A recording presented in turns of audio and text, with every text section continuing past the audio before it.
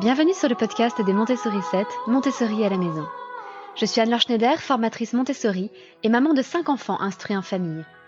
Ma mission, c'est d'aider les parents, les assistantes maternelles, bref, tous ceux que dans notre communauté nous appelons des souricettes, à mettre en pratique la philosophie Montessori chez eux, avec leurs enfants ou les enfants qu'ils gardent. Dans ce podcast, nous parlerons donc de pédagogie Montessori, mais aussi de discipline positive, d'instruction en famille, ce que l'on appelle aussi l'école à la maison, de co-schooling et de bien d'autres choses encore. J'ai une petite fable à vous proposer aujourd'hui.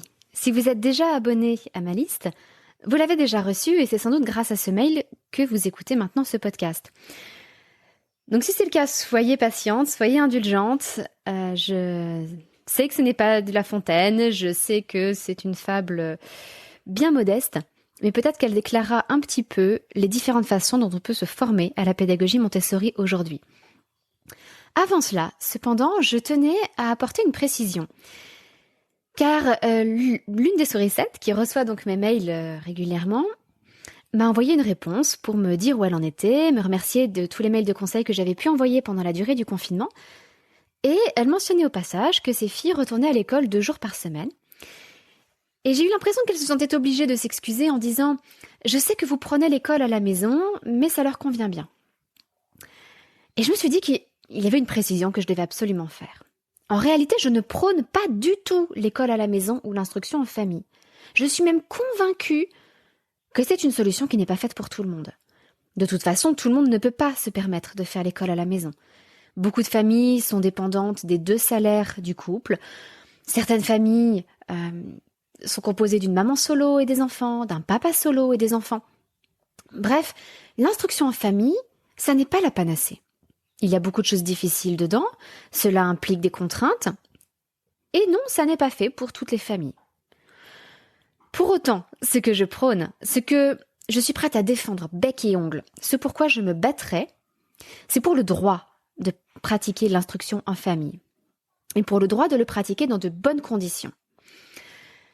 Aujourd'hui, ce droit est régulièrement menacé par de nouvelles lois, par de nouvelles circulaires, ou tout simplement par la façon dont les inspecteurs appliquent la loi. Il est donc important que nous, les familles IEF, nous connaissions ces droits et nous les fassions respecter. Pour moi, cette liberté de l'enseignement, qui permet aux parents de choisir ou bien d'envoyer leurs enfants dans l'école publique, une école publique de qualité, ou bien d'envoyer leurs enfants dans une école privée sous contrat avec l'État, ou bien d'envoyer leurs enfants dans une école privée indépendante, ou bien d'assumer eux-mêmes la responsabilité de l'éducation et de l'instruction de leurs enfants, pour moi, c'est cette liberté-là qui est fondamentale, parce qu'elle préserve à terme de tout totalitarisme.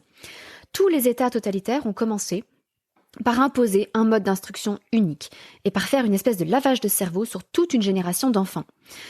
Pour moi, cette liberté de l'éducation, c'est le premier garde-fou contre toutes les tentatives de totalitarisme et de dictature. Alors, redescendons un petit peu de ces grands sujets. J'ai tendance à m'emballer quand on parle de ça, mais donc pour moi cette distinction était importante.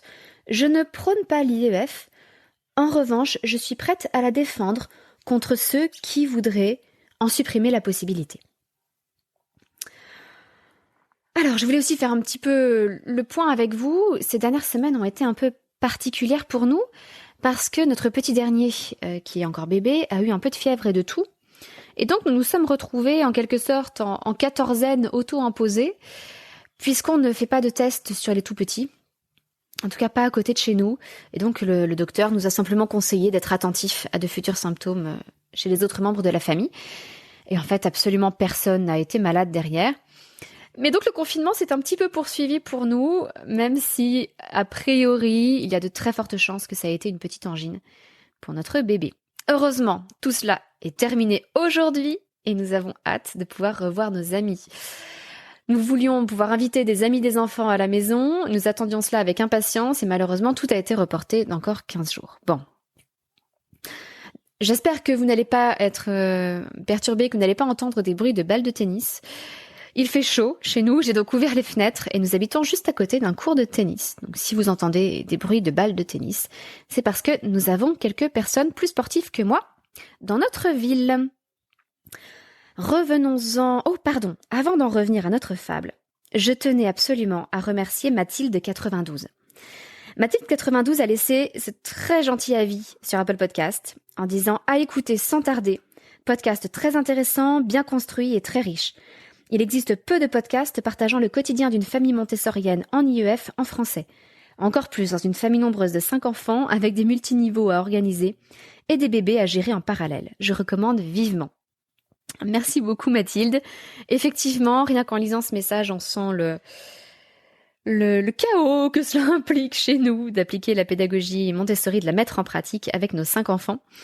Les choses sont évidemment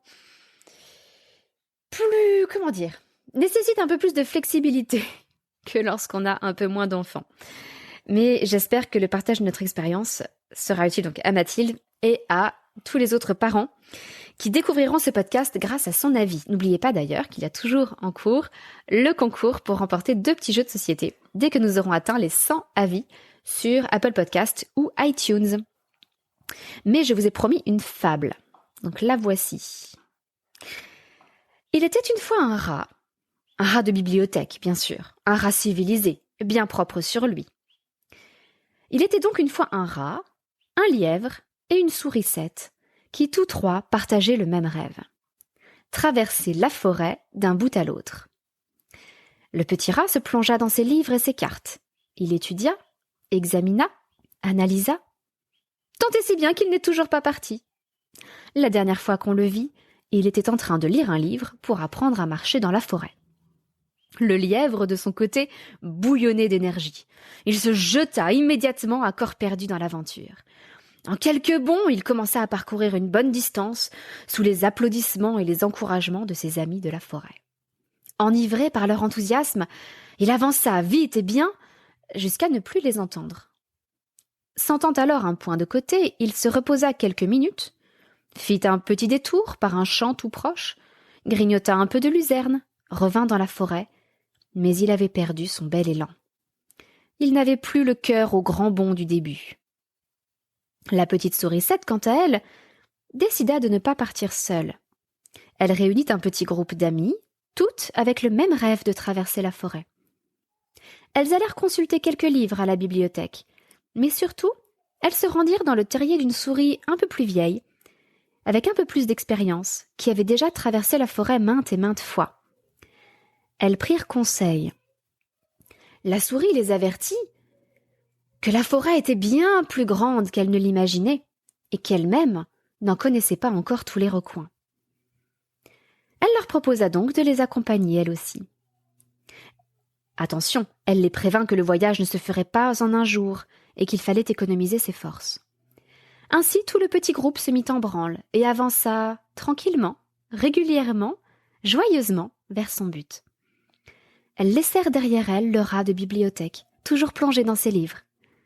À un moment, elles croisèrent le lièvre et lui proposèrent de les rejoindre, ce qu'il fit avec plaisir, retrouvant l'enthousiasme de ses commencements. À ma connaissance, elles sont toujours en chemin, toujours ensemble, toujours gaies, malgré les fatigues de la route et la chaleur du jour. Car plutôt que de traverser la forêt de fond en comble, ce qui comptait réellement, et ce qu'elles ont fini par réaliser, c'était le voyage. Qui sont ce rat de bibliothèque, ce lièvre et cette sourisette dont je parle? Eh bien, ils correspondent, à mon sens, à 3 façons différentes de se former à la pédagogie Montessori. Et vous verrez que certaines, à mon humble avis, sont plus valables que d'autres. La première façon, celle du petit rat de bibliothèque, c'est de se plonger dans les livres. Les livres de Maria Montessori, bien sûr, qui sont passionnants, mais souvent très théoriques, ce qui est évidemment utile pour poser les bases, ou d'une certaine façon pratique, mais qui ne révèle que la vision de la pratique montessorienne à un moment donné.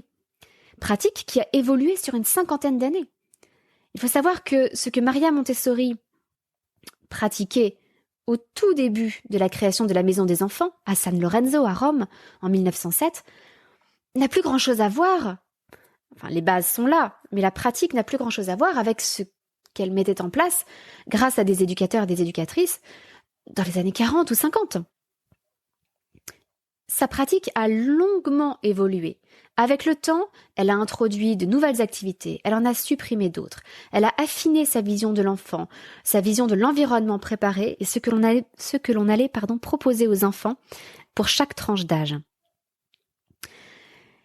Quand on lit les livres de Maria Montessori, il est donc très important de les replacer dans leur contexte et de prendre en compte le fait que ce qu'elle dit à un moment donné n'est qu'une étape sur le chemin et qu'elle est peut-être allée un peu plus loin dans un livre ultérieur. Dans tous les cas, ces livres, aussi utiles, indispensables et je dirais même fondamentaux qu'ils soient, ne suffiront jamais à mettre en pratique cette pédagogie.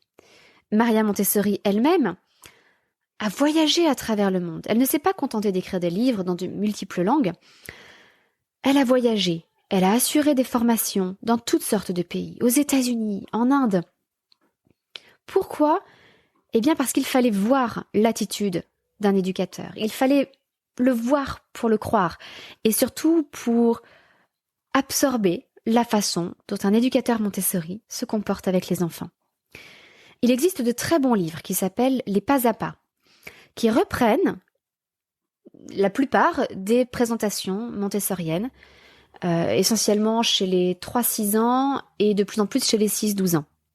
Ce sont d'excellents livres, avec des photos, étape par étape, des présentations. Ils peuvent constituer un excellent aide-mémoire, et je n'ai aucune difficulté à les recommander chaudement. Mais je reste convaincue qu'ils ne suffisent pas. Comment savoir quelle attitude adopter avec l'enfant ? Ce qu'on lui dit exactement, sur quel ton, de quelle façon ? Quelle posture on adopte ?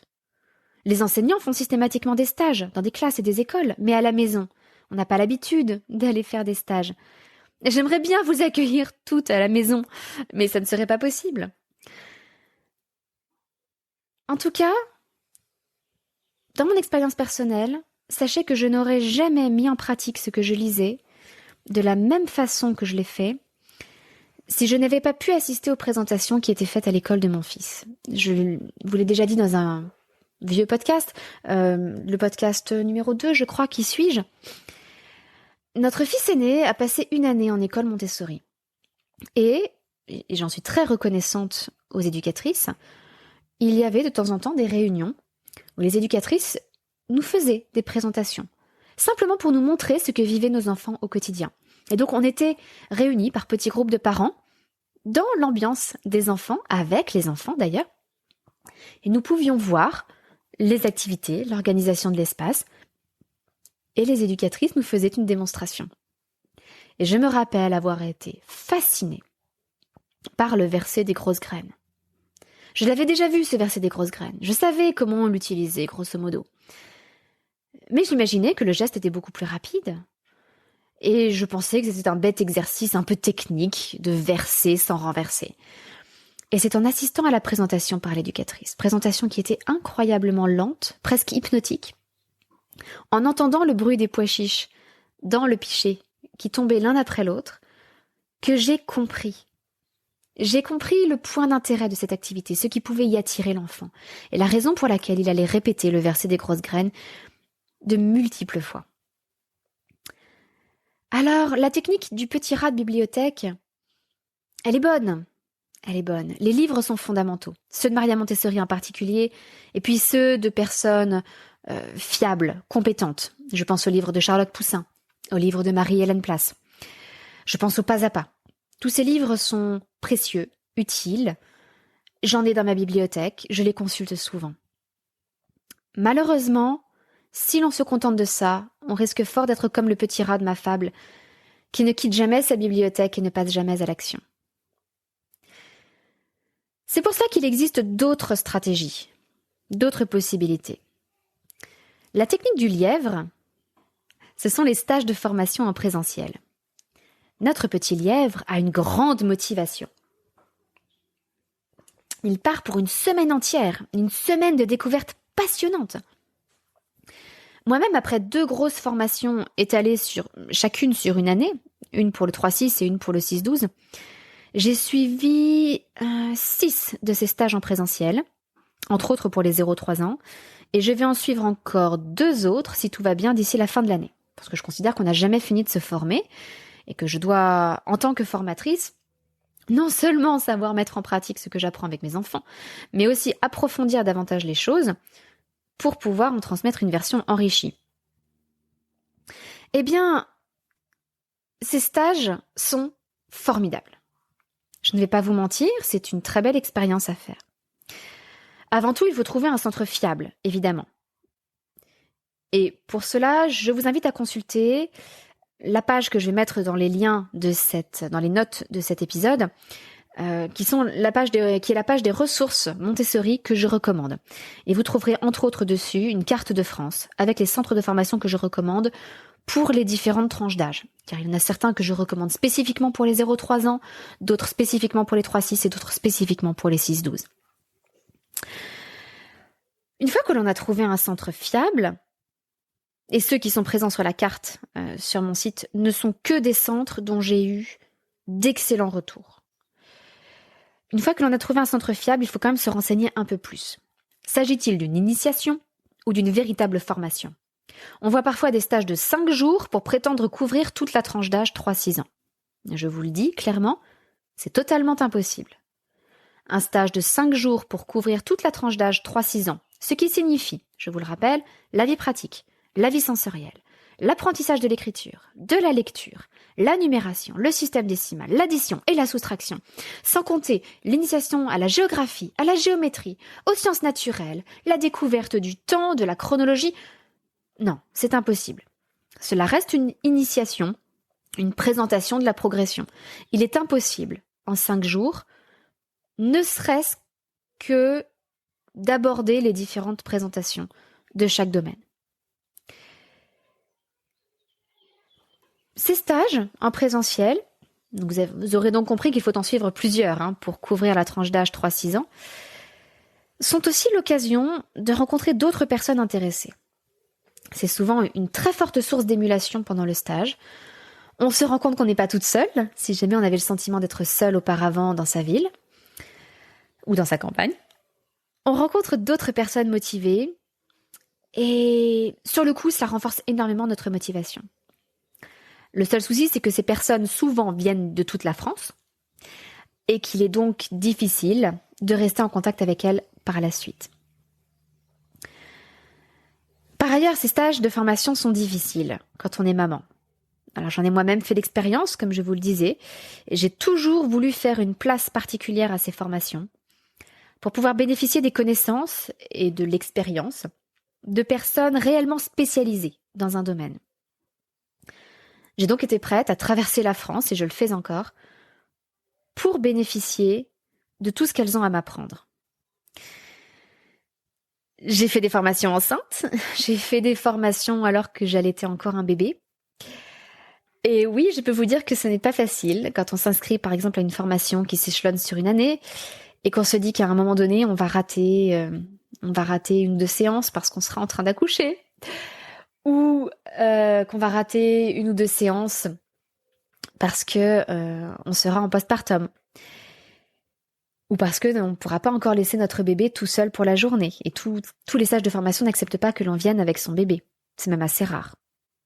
J'ai toujours eu des allaitements faciles, mais j'ai dû régulièrement venir en formation avec un tire-lait pour maintenir ma lactation.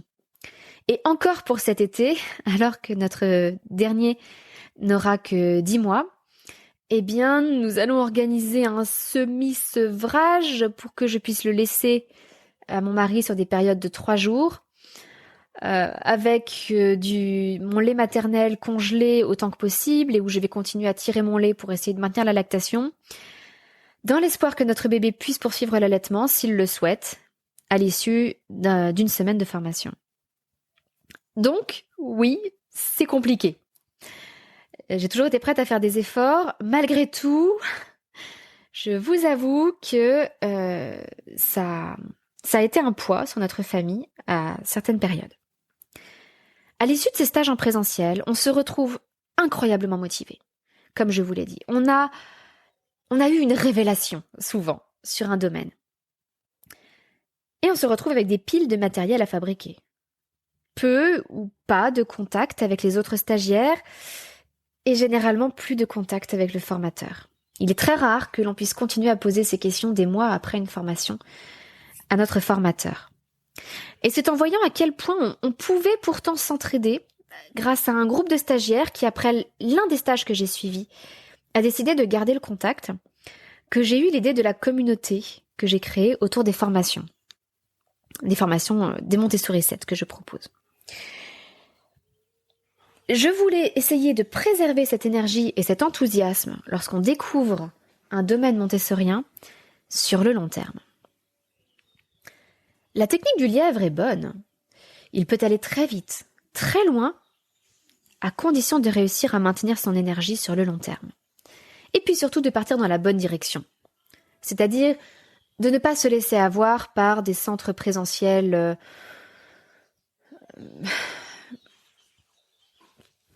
superficiels ou légers, des centres de formation qui ont seulement à cœur de faire de l'argent, des centres de formation parfois très récents avec des formateurs totalement inexpérimentés. Mais ça, j'y reviendrai dans la technique de la souris 7. Mais encore une fois, le lièvre peut aller très vite et très loin. Et si vous vous sentez prête à maintenir votre énergie, je vous invite vraiment à consulter la page des ressources que je recommande. Vous y trouverez des livres, vous y trouverez des blogs intéressants à suivre et vous y trouverez surtout cette fameuse carte des formations Montessori en présentiel que je recommande. Et la souris 7, que fait-elle ? Comme je vous le disais, elle s'assure de réunir un petit groupe autour d'elle. Elle s'assure d'aller consulter une personne plus expérimentée. Une personne plus expérimentée qui lui dira bien qu'elle-même n'a pas fini d'apprendre et qu'elle-même continue d'explorer ce grand domaine, mais qui peut malgré tout lui faire partager son expérience. Cette petite souris 7, elle cherche à se former de chez elle par des formations en ligne, à son rythme. Tranquillement, petit à petit, un vrai travail de souris, quoi. Et les formations en ligne, croyez-moi, c'est un système sur lequel je ne taris pas d'éloges. Pour autant, attention, tout ne se vaut pas. J'en ai suivi beaucoup des formations en ligne et sur tous les sujets. Sur l'entrepreneuriat, sur la psychologie, sur la botanique, sur les relations de couple et bien évidemment sur l'enfant. En discipline positive, sur la pédagogie Montessori, sur la parentalité, sur l'aménagement de l'espace. J'en ai suivi, je pense, des dizaines. Et je peux maintenant vous partager quelques critères pour savoir si la formation que vous avez envie de suivre est de qualité ou non, et particulièrement dans le domaine montessorien. Avant tout, qui est le formateur ? Sachez que les titres ne veulent rien dire. J'ai déjà vu, par exemple, le titre de directrice de l'école Montessori de telle ville d'Afrique. En fouillant un petit peu, il s'agissait d'une dame qui venait d'ouvrir son école et s'était donc autoproclamée directrice. Personne ne l'avait nommée directrice, elle s'était autoproclamée directrice. Elle sortait tout juste de formation et elle ouvrait une école dans un pays où les contrôles sur les écoles étaient tout de même très limités et s'assuraient davantage du respect dû au roi que de l'intérêt pédagogique de ce qui était proposé à l'école. Donc je ne vous dirai pas de quelle formation il s'agit, ça n'a pas d'intérêt ici, mais tout ça pour vous dire qu'un titre comme celui-ci, directrice d'école Montessori, ne veut rien dire en soi. Il faut aller fouiller. De quoi s'agit-il ? De même, le titre de formateur ou formatrice Montessori ne veut rien dire. Tout le monde peut se l'appliquer. Puisque, à partir du moment où l'on fait une formation Montessori, on est formateur ou formatrice Montessori. Je vous invite donc à examiner la formation de la personne. Où et comment s'est-elle formée ? Pendant combien de temps ? Et quelle est son expérience ?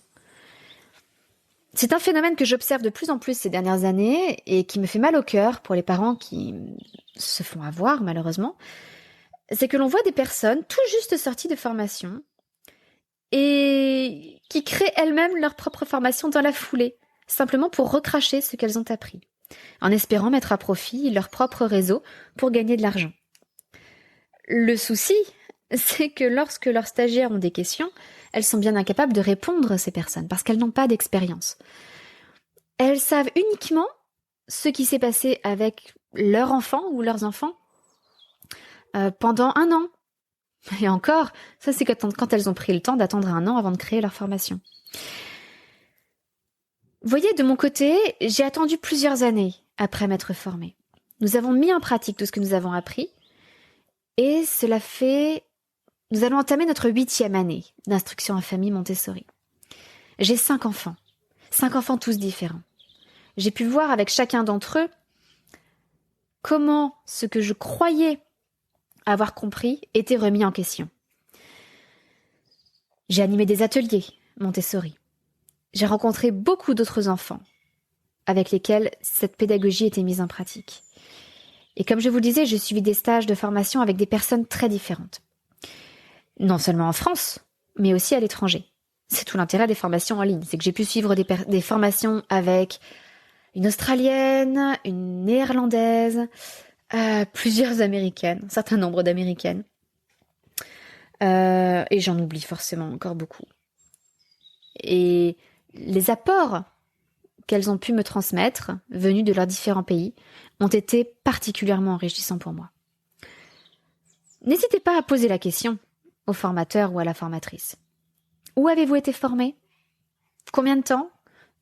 Ça fait combien de temps que vous pratiquez la pédagogie Montessori ? N'hésitez pas à poser des questions. Ensuite, regardez le contenu. S'agit-il d'une initiation ou d'une véritable formation ?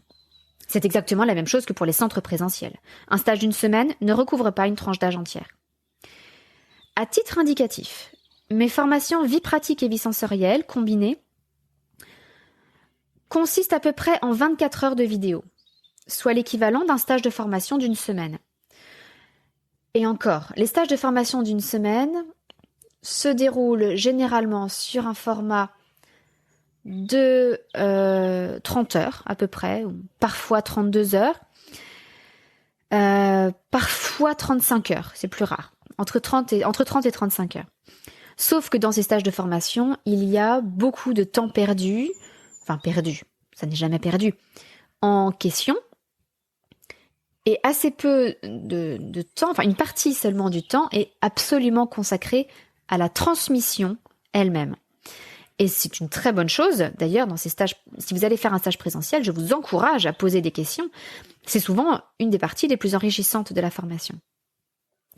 Mais donc, avec 24 heures de vidéos qui sont particulièrement denses, où il s'agit uniquement de présentations et d'explications sur les présentations, on a généralement beaucoup plus de contenu que ce que l'on pourrait absorber en une semaine.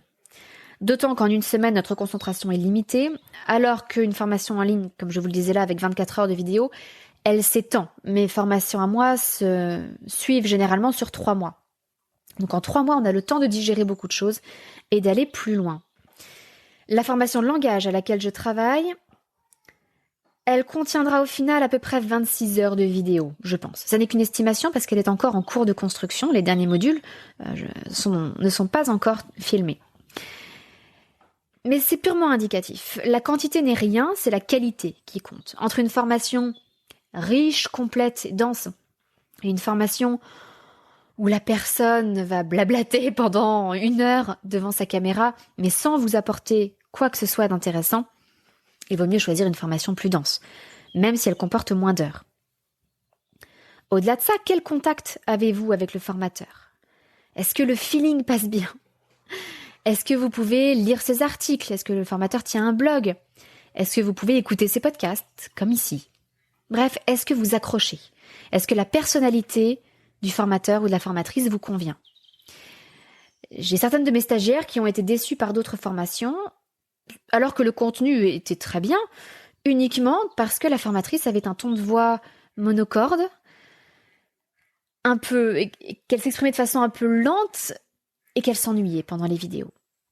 Il ne s'agissait que de la forme, mais donc il est important d'accrocher avec la forme, parce que c'est ce qui va vous permettre de maintenir votre motivation sur le long terme. Attention aussi au piège de l'affiliation. Qu'est-ce que l'affiliation ? C'est très amusant. En fait, vous avez des personnes qui recommandent sur leur blog, sur leur site, des formations, et se font rémunérer pour cela par un pourcentage, une commission, sur chacune des formations qu'ils contribuent à vendre. Normalement, légalement, il faut prévenir que l'on recommande quelque chose par affiliation. Si on fait un article de blog pour promouvoir une formation sur laquelle on touche une commission, il faut absolument que cela figure dans l'article, de façon claire, lisible et évidente pour tous. Malheureusement, tout le monde ne le fait pas, sachez-le. J'ai moi-même été démarchée par plusieurs personnes qui souhaitaient faire de l'affiliation avec moi, c'est-à-dire promouvoir mes formations contre rémunération. Je me suis dit pourquoi pas. Après tout, si ces personnes contribuent à faire connaître mes formations, elles font en quelque sorte un travail marketing que je n'ai pas à faire. Je leur ai donc proposé, à condition qu'elles le mentionnent explicitement sur leur contenu, de leur donner une commission de 10%. Il faut savoir que mes formations sont déjà très peu chères par rapport à la quantité de travail qu'elles représentent. Et donc, 10% était le maximum que je pouvais consacrer en quelque sorte à un budget publicité. Et c'est très amusant. Ces personnes, y compris une qui a pourtant suivi mes formations et en était parfaitement satisfaite, ont préféré promouvoir d'autres formations. Alors, j'ai eu le cas 2 fois. L'une de mes anciennes stagiaires, qui a donc préféré promouvoir une autre formation qu'elle n'avait pas suivie et dont elle était apparemment moins satisfaite, enfin en tout cas elle était extrêmement satisfaite de la mienne, parce que la commission était plus importante. C'était une commission, je crois, de 40%. En fait, la plupart des gens qui fonctionnent avec l'affiliation offrent des commissions très importantes et vendent leur formation plus chère pour compenser ces commissions. Une autre personne à qui j'ai proposé cela, je lui ai d'abord proposé un accès gratuit à ma formation pour voir de quoi il s'agissait et s'il était à l'aise avec l'idée de promouvoir cette formation. Ça lui permettait aussi d'en voir les qualités.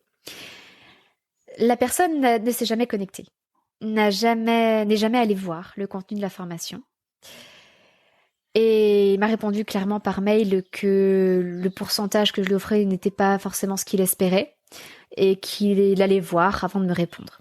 Et je sais très bien que cette personne ne m'a jamais répondu et s'est tournée vers une autre formation qui rémunérait davantage.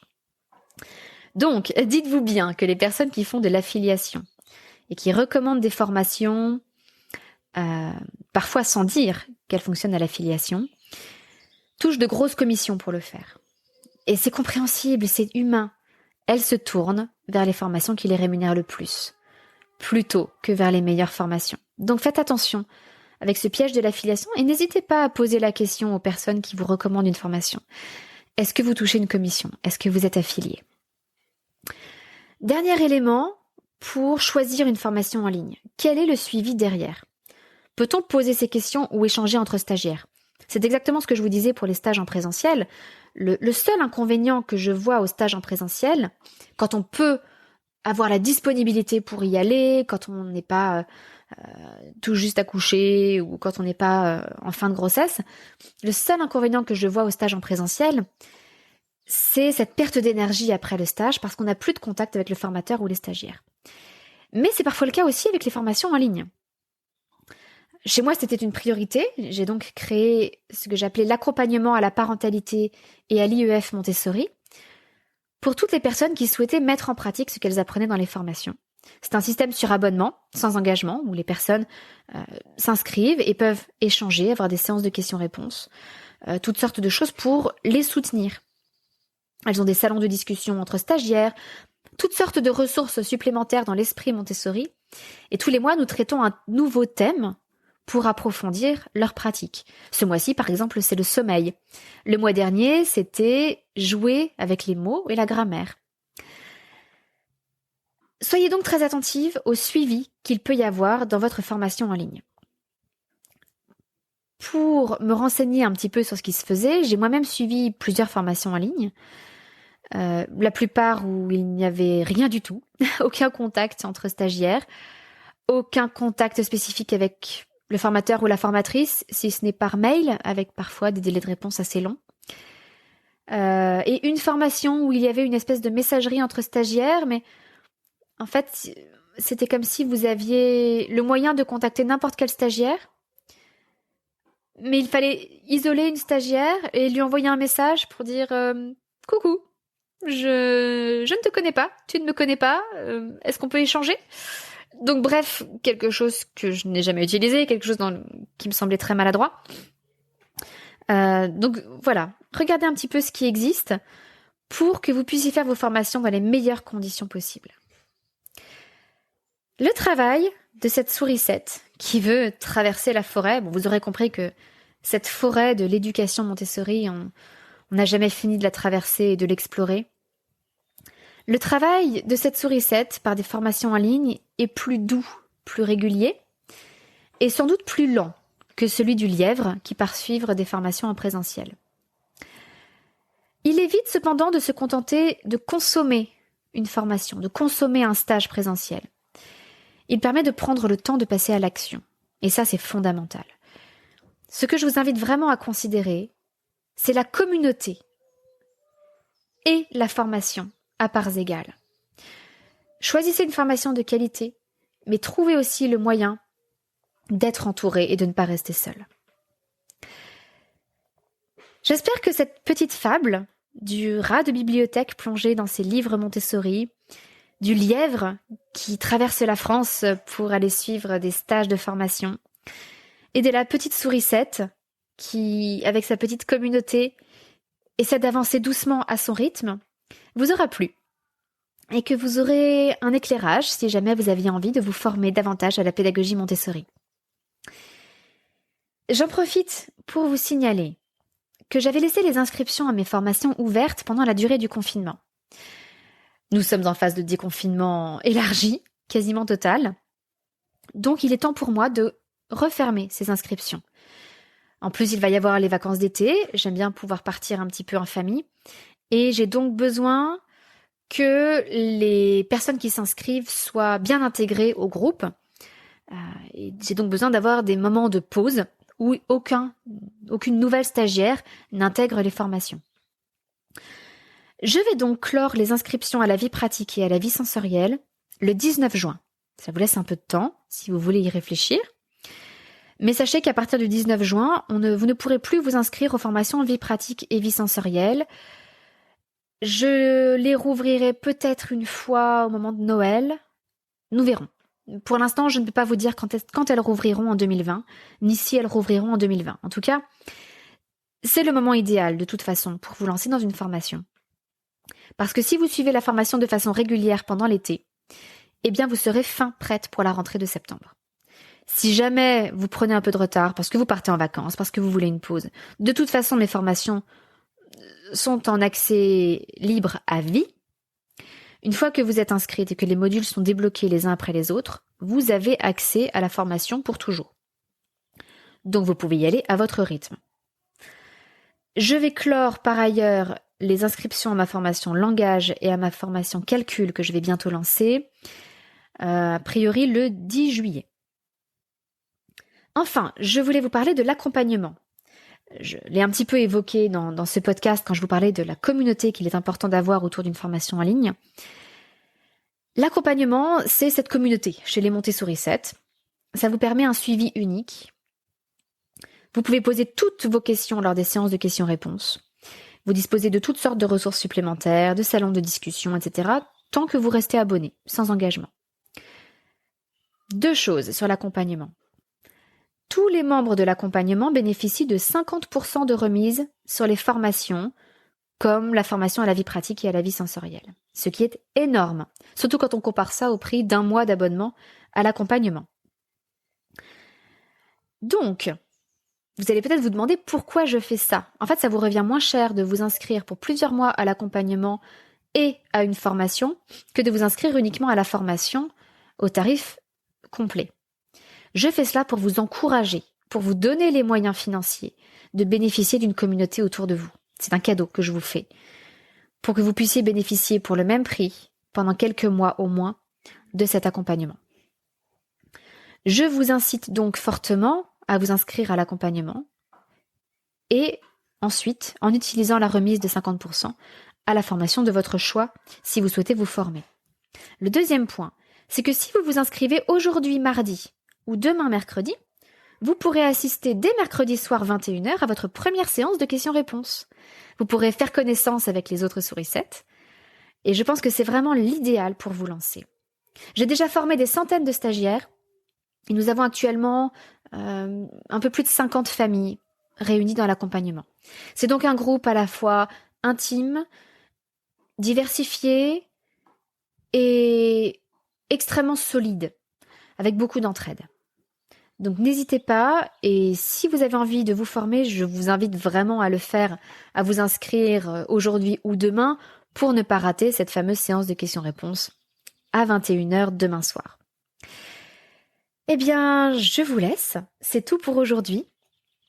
J'espère que vous trouverez les moyens de vous former en fonction de votre tempérament. Évitez simplement d'être un petit rat de bibliothèque. Mais que vous soyez lièvre ou sourisette, j'espère vous avoir donné les éléments pour choisir la meilleure formation pour vous. Et je vous donne rendez-vous jeudi pour notre capsule Montessori qui parlera des bébés. À très bientôt, votre petite sourisette, Anne-Laure.